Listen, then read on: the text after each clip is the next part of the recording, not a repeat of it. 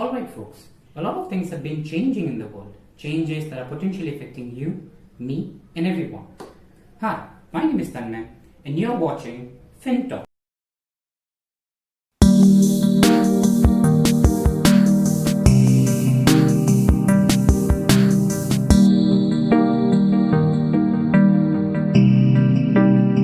In the very first video of our channel, we'll talk about one of the most basic yet extremely influential topic in fields of personal finance, especially in the current scenario, and that is passive income. Now, let's talk about passive income. The given data that are present are from Investopedia. You can go and check out by yourself. Now, what is passive income?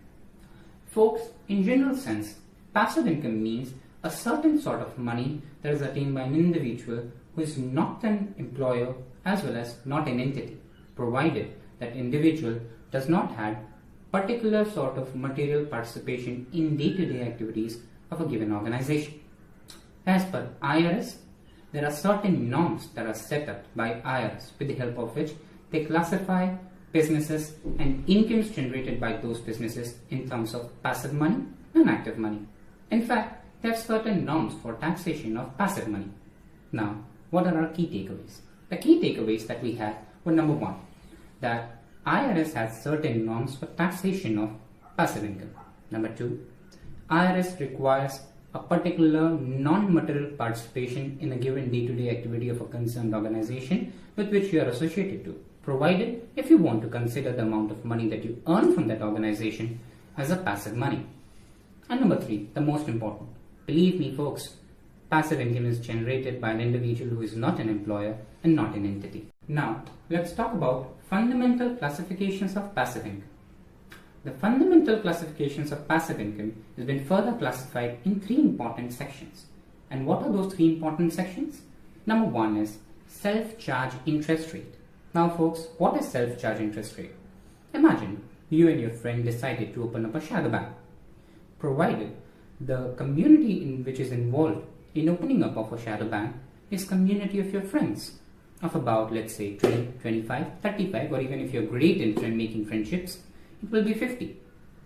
Now, the amount of money you liquidate in the entire 50 individuals are charged by a particular rate of interest, provided that rate of interest are not set up by an institution operated by government officials or not by any private entity.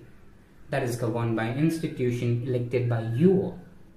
So in that condition, the amount of money you attain as entrusted money over the amount of principal sum that you have given to a given individual, that is considered as your passive income. Let's talk about other classification. What is the other fundamental classification of passive income that we are talking about? That is rental income. Rental income is further subclassified in different sections of income. Note folks, as per IRS, all the money that you generate out of rental properties is never and should be never considered as passive income. For example, imagine you work as an intermediary between a seller and buyer. For example, you're a broker.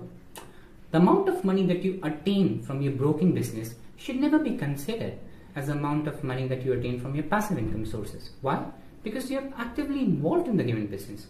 Then in that condition, the amount of money you earn will always be both income from the active sources and will always be considered as your active income. Now, moving on to third but extremely influential subclassification of passive income, that is investment activities. Now when we talk about investment activities, what do we mean by? Let's suppose you have given $1 million to a retail chain firm with an agreement that firm will grant you a percentage of earning at the day of expiration of a given contract. And the amount of money that you earn from that given activity will always be considered as a passive income. That is, in fact, a very prolific source of income. But folks, remember, you should never be actively involved in day-to-day activity of that given organization. Because if you are involved in day-to-day activity of a given organization, in that condition, the money that you attain is never and should never be considered as a passive source of money and as a passive source of income. Now, in fact, IRS has certain standards for determination of passive income in terms of material participation done by individuals. For instance, believe you are actively involved in a given day-to-day entity and even in a given day-to-day business of that given entity, provided you have invested in that given entity. Then, if you have worked for a tenure of about 500 hours for that given organization, that's about 3 weeks, then in that condition, the amount of money you earn is not a passive money. And all the taxation rules of passive income will not be charged on the given lump sum of money that you have attained. There are different sources of attainment of passive income too. For example, selling goods online. With the development of technology that have been done over the course of last 10 years, and especially the growth in the entire Indian subcontinent, we have seen a vast rise in selling and buying of goods at the online market. And in fact, with the development of modern day ONDC, it's very easy for small chain businesses as well as for small retailers and for individuals who are making their products in their houses to sell them at the online marketplace. It's very easy for them. In fact, they use it. They use it for selling their goods. With the development of sites like Flipkart, eBay, Amazon, that has become quite easy for these individuals. In fact, now they're taking advantage of it. You can also take advantage of it if you have beautiful talent, if you have magnificent quality in you, then you can also sell your goods online at these online marketplaces. And then, in that condition, you'll earn a very good chunk of money. Now, provided, if you like my advice, you can give me a certain chunk of that given money that you earned. Thank you. Now, let's talk about rise in passive income. Over the course of last 4 years, we have seen great financial turmoil, socio-political and economical turmoil all across the globe. It has not only affected you, me, in fact, it has affected entire government. It has affected entire human society and has created a long-lasting impact on all of us. The greatest impact of all of this was suffered by an individual who are in working class. In fact, it's quite evident. It's literally quite evident if you see majority of surveys that have been done over the course of last 3 years. One such survey was performed by Mr. Aditya K. Khetan and Salim Yusuf under the headingship of Plummets Matrix. They consulted about 24,506 individuals for a prospective urban-rural epidemiology study. And they studied individuals from high income, middle income, as well as from low income countries. They came up with extremely astonishing facts. About 32.4% of all the individuals whom they consulted are suffering from financial obligations and financial catastrophes. 8.4% lost their jobs. 14.3% were not capable of meeting up their financial obligations.